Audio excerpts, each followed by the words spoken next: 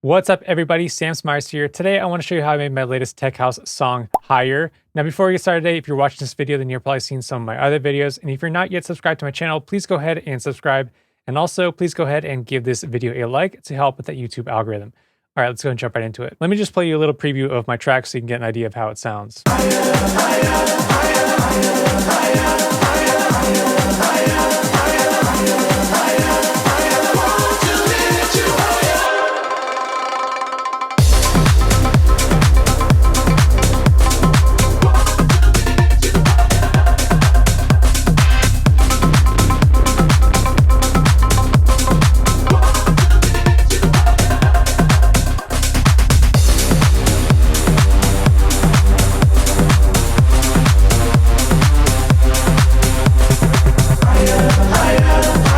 So I got this really cool tech house, gospel house inspired track. I used these gospel vocals. I found a pack on Splice that had these really cool gospel lyrics and stuff, or these gospel singers just singing really cool things in a church. I guess they recorded a bunch of gospel singers just singing different phrases and stuff. And I thought that was really cool because I haven't really heard that used very much in tech house. I hear a lot of R&B vocals being used in tech house, but as far as these gospel vocals, I felt like it was an underused pack on Splice. I wasn't really hearing these gospel vocals being used. So I decided to actually just put them into a song. I know a lot of times people don't like to use vocals from Splice, but if you can find a pack that has underused vocals, then I do recommend it because it is a good way to get your tracks out there if you don't have access to singers. And this is probably the best way to do it, is just find some underutilized packs on Splice. So I've got the tempo at 125. This first section up here, I've got my reference tracks. So using a Dom Dollar reference, I liked the tom drum in this song, this remix of New Gold, which you can hear in my track that I put like a tom rhythm in the drop to kind of carry the bass. And then I use this I Was Made for Loving You song. Believe I like some elements, this James Hype remix. I like some elements of this track. So those were my two reference tracks. I usually put them in a group up here, and then I can just A and B them with my track. And then I have all of my groups: drums, bass, vocals, effects, and instruments. We can go ahead and get into the drums group. A lot of times I will bus process my groups. So usually just using maybe some compression, saturation, and EQ is usually the standard thing. So I just got this compressor, the Shadow Hills compressor. So I've been just like trying to throw it on as many things as possible. I think it sounds pretty cool. I mean, I don't know if it's absolutely necessary. You could use something like Pro C2 and a compressor, or just whatever compressor you have. And I'm using this Saturn, and got the Pro Q3, which I actually didn't end up using. It looks like I just have it on there, so I could honestly get rid of that. So let's go ahead and just check out some of the drums. Just got some snare patterns. This might be a little rhythm. You can hear I'm panning that back and forth. We can check out that automation. Panning that back and forth there. And I've got the kick. Let's go ahead and check out the kick.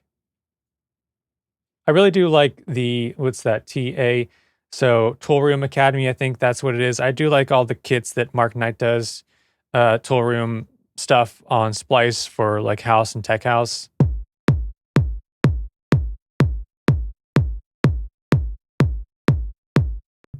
So of course that is going to be the kick. I filter it off during the verse and then bring it back in during the drop. And adding a top layer. In this layer, because together it sounds like this.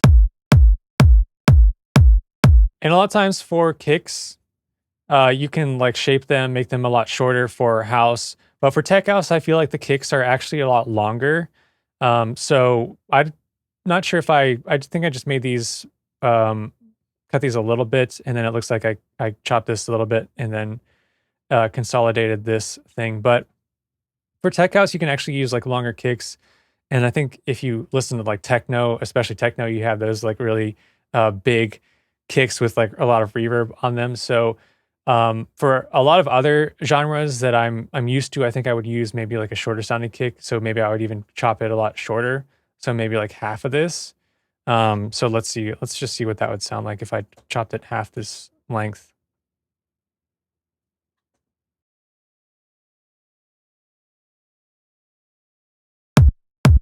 Yeah, so I mean, like maybe for some other genres, like progressive house or other house genres, I would make this kick shorter. But because it's tech house, and in this drop, I'm using that tom to carry the bass.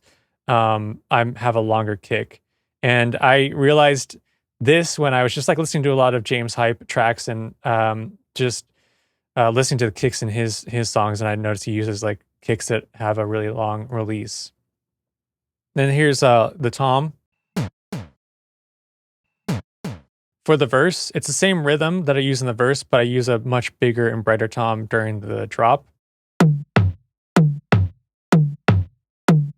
And so I'm using, let's see, basically a high tom and a low tom. And let's go ahead and just hear all that so far. Let's hear the kick and the toms together.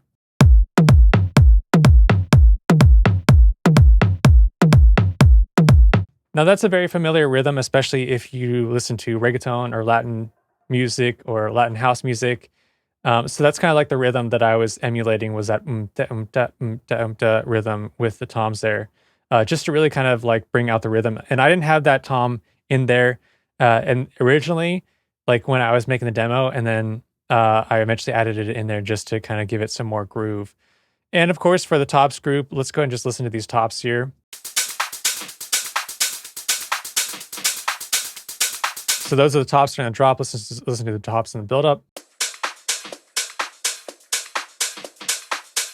So a little bit filtered off. Let's see, I'm filtering it off on the actual group. So I group these tops together, and it looks like let's see, do I have this auto filter? Yeah, I have the auto filter slightly filtering off some of the top end and then opening up for the drop. So those are just hi-hat loops. You can find some good ones from any of the Tool Room kits. So when you see I'm using these TA, that's Tool Room Academy, and then MK, that's Mark Knight. And Noizu, who's an LA-based producer, he has a really good kick on Splice that has really good. I like his hi-hats. I like his ride sounds. They're really good. And then I've got the snare rhythm. I've got this clap.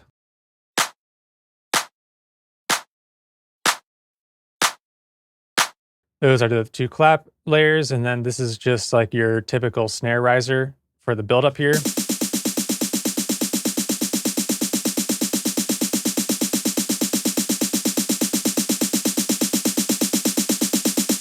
And then I've got some automation on the volume, and then also a filter that kind of automates it to build tension going into that drop.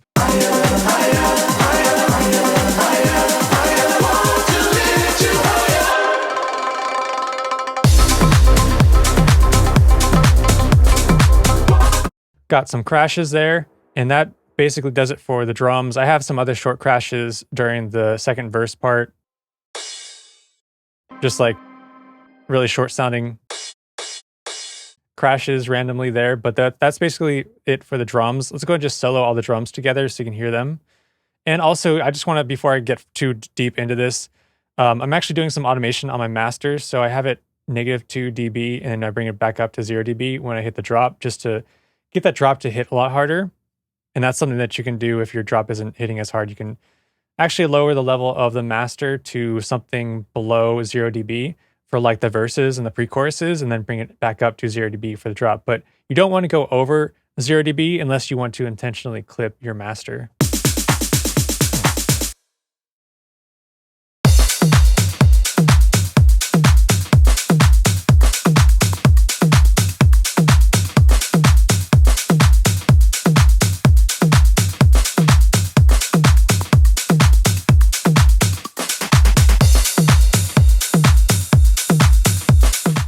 So there you hear I bring in that ride during that second half of the drop, and that basically does it for the drums. So a lot of times you can have a really long kick and also those toms, and that you can use that to just really carry the rhythm of the bass and the kick. But I actually add in a sub for the bass.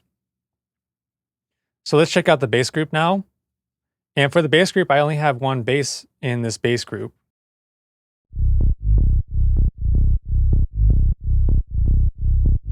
And that's the rhythm of that bass. And I'm using a preset that I made that is modeled after the chromatic song by Anti-Up, and you can find this in my Tech House pack. I'll put a link down below in the description. And to make sure that this sub wasn't cluttering up when that tom would hit, I put a track spacer, which essentially is like a sidechain tool, like a very specific sidechain tool. And I'm sidechaining the tom and this bass together. So let me go ahead and solo the tom and the bass together, and we can see how this is working together.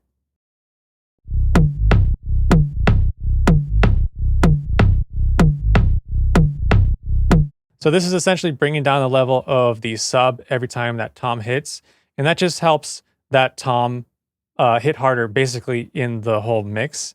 And also because I wanted to kind of, I don't want that sub to be interfering with any of the low end of the tom. So it's kind of very, very, very specific to the frequencies. I have this low cut that I'm playing around with where I can low cut basically where I want that sidechain trigger to hit. So if I wanted to raise this up, then it would only duck these higher frequencies, and same thing with this high cut. So it's a pretty useful tool. I feel it's pretty strong though. So even at 8%, I have this amount at 8%, it ducks that sub pretty heavily. So I wish this knob wasn't as strong though. I wish they could make this a little less strong because I always have to put the ratio very, very small. So that's basically it for that bass. That's the only bass in the song is during the drop. I'm not really using any other bass during the verses. Now for the vocals, it's going to be this from the pack Sound Doctrine voices. Higher, higher, higher. We want to lift you higher. And of course, I got a bunch of all kinds of processing on these vocals. So let me just group all these together and listen to the vocals, and I speed them up.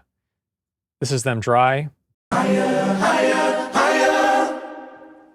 We want to lift you higher. And so basically for this Tech House track, I wanted to make them sound grittier, more vintage sounding. This is with all the processing. I have some EQ going on. I have this utility plugin, putting them more in mono. I have the RC20, which if you do any kind of hip hop, this is kind of like an essential tool. And I'm using some distortion there, some reverb, just like more processing. Higher, higher, higher.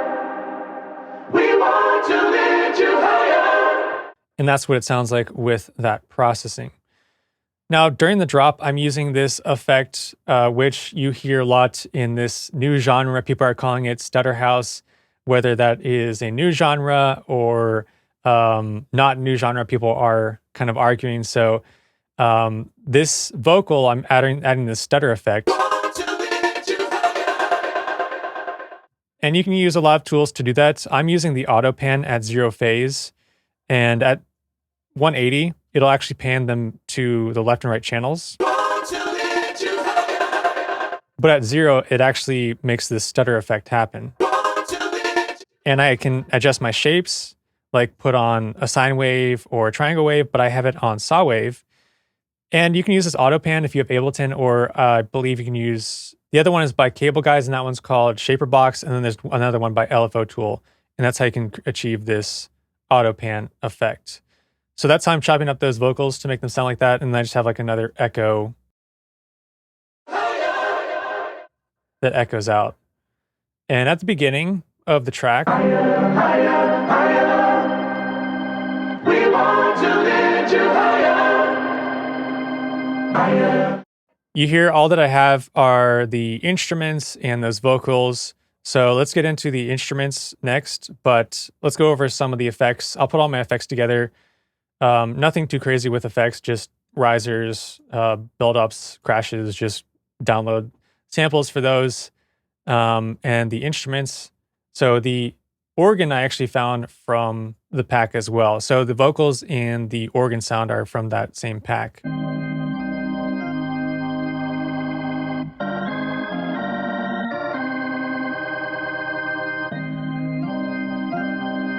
And I was basically able to build a whole track around that organ sound and the vocals. And the good thing about tech house is that you don't really need a lot of vocals to make a tech house song. You can just use like a really good phrase, good lyrical phrase, and then repeat it a lot. And that's what I did for this track. So for the instruments, for the second verse, I have some of these synth pads.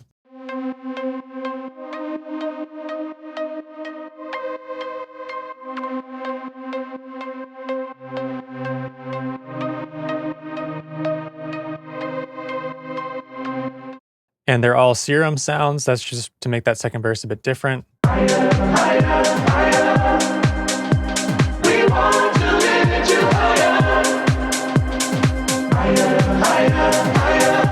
So you can hear that hidden a bit in the background, but it adds a bit more groove to the track because I bring in the kick drum during that section, and that just helps make it a bit different than the first verse.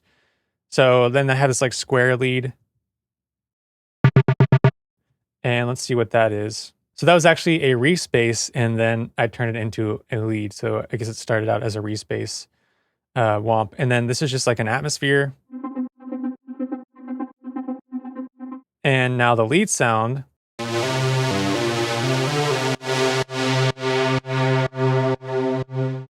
That is going to be a saw wave and a square wave for this second layer, and then the first layer. So I actually have like 3 leads going on here. So this is like a saw wavy sound. And this second drop, I bring in this extra square wave layer.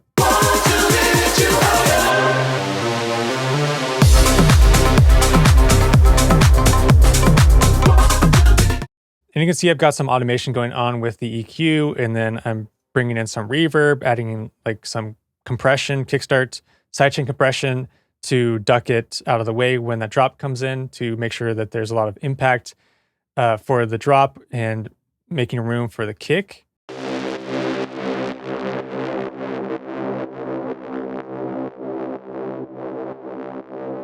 And that's just another part during the verse. We want to lift you higher. Basically just copying the melody of the vocals.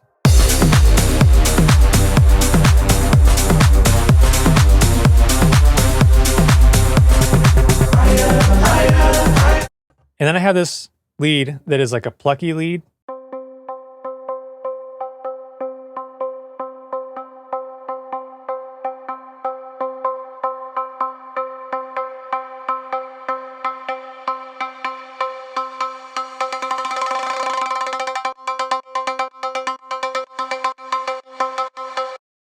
So you can hear that I have it rhythmically starting out and building up in the beginning here. So I'm using some automation of EQ, and then I add on this endless smile. So I'm doing a lot of like automation here. This is for like reverb. I've got the kickstart automating on, and then I'm automating on this arpeggiator. And that's how I'm able to achieve that really fast winding up and slowing down effect. So if we look at the automation, I actually turn on the arpeggiator during this part right before the drop, because I'm actually inputting in the melody and the rhythm that I want before the drop. So I don't need the arpeggiator on, but I turn on the arpeggiator, and then I have this rate onto free. And I found out that if I have this at, let's see, 120 milliseconds, I believe that is like 1/16. So if I go online, there's this BPM to milliseconds calculator on tuneform.com. If I put in the BPM, which is 125, then it says 120 milliseconds. So that's 1/16. And so basically, if I have this rate onto free mode, I could automate it back onto the beat mode, or I could just calculate it that way that I did it and leave it in the free mode. So now I know that once it goes back to 120, that's 1/16. And then I can just put it into free mode, so then it kind of goes out of timing with the song, out of the BPM.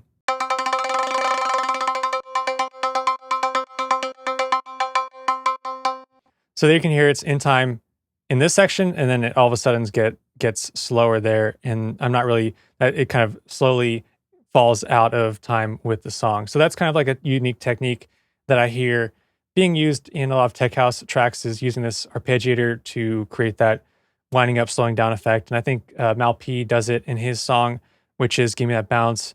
I've heard like West End do it. I've heard Dylan Francis do it. I've heard other artists do it in their tech house tracks. And this sound is like a koto pluck sound. Like it sounds like that Japanese instrument koto pluck. And of course, I made this in Serum, and you can grab this in my tech house pack. On that instrument bus, I have a solid bus compressor, and I'm doing some exciting with the Ozone exciter. And then I've got the kickstart on just 45% to add some sidechaining compression there. And let's check out my mastering chain. So for my mastering chain, I've got the Shadow Hills compressor because I got that recently. So now I'm putting it on everything. I'm using this K-clip, which is like a transparent soft clipper, just to help catch any peaks that made their way past the compressor, the Shadow Hills compressor. Then I'm using this vitalizer, and I'm using this for the stereo expansion. This is a really awesome tool to add more stereo expansion. And you don't really have to use any of the other knobs. They can add a lot of brightness to your track. And I think I'm using very small amounts of processing on these knobs here, but mainly using it for the stereo expander. Then I've got the Pro Q3. So I have the grid at 6 dB. So usually it's at 12 dB. So you can see I'm using like very, very small boost there in the middle. Usually on mastering, like when you're doing some kind of mastering, EQing, if you put it on these smaller amounts, then you can make little small adjustments, but it looks a lot bigger. If you like, the adjustment looks a lot bigger on the screen. Because if you start going in like 12 dB or 30 dB and you start making these big boosts and cuts, then maybe you can just go back in the mix and fix it. Because if it's needing that drastic amount of EQing going on, then you might need to just fix something in the mix. And then I've got the Pro L2, potentially super loud. I'll usually just like select a preset on here and then adjust the settings. I'll put oversampling on to something like 4% before I bounce it down. And I'll also check out my output, make sure it's not clipping, and put on true peak limiting. So that basically does it for the mastering. And that basically does it for my track. I hope that helps you get some ideas on when you are making your next tech house song. I hope you like this song. If you do want to check it out, I'll put a link down below so you can listen to it. If you enjoyed this video, please go ahead and give it a like, and also please subscribe to my YouTube channel if you are not yet subscribed. And if you'd like to check out any of my Serum preset packs, I'll put links down below for those as well. Thank you so much for watching. I'll see you next time.